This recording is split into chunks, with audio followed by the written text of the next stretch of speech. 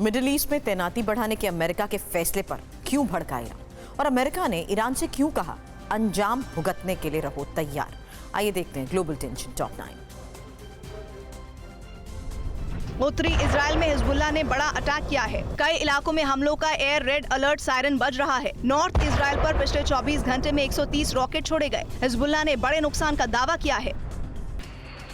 America के strategic bomber B-52 middle east पहुंच गए हैं। ये बॉम्बर्स कतर के अल उदेइद बेस में तैनात किए गए हैं। टैंकर, एयरक्राफ्ट और बैलिस्टिक मिसाइल डिस्ट्रॉयर की भी तैनाती की गई है।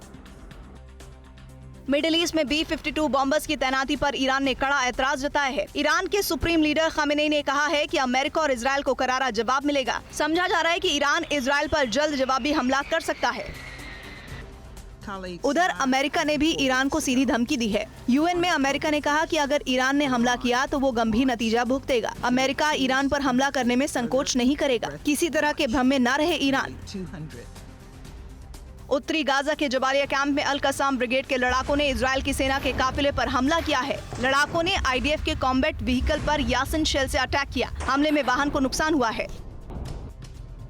गाजा में इजराइल की सेना ने ग्राउंड ऑपरेशन के दौरान हमास के अंडरग्राउंड वेपन फैसिलिटी का पता लगाया है। टनल के अंदर हथियार बनाने की बड़ी मशीन मिली है। इजराइल की सेना का दावा है कि हमास के लड़ाके यहां रॉकेट और लॉन्चर्स बना रहे थे।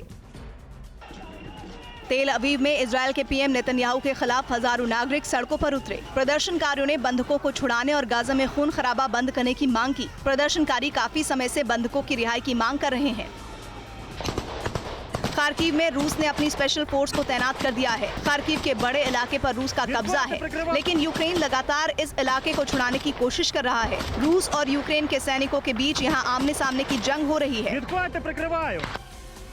कीव पर रूस ने ड्रोन से हमला किया है। रात भर धमाके की आवाज सुनी गई। यूक्रेन का दावा है कि एयर डिफेंस सिस्टम ने कई रूसी ड्रोन तबाह कर दिए हैं। एयर रेड अलर्ट जारी है। हमले के डर से लोग सबवे में छिप रहे हैं।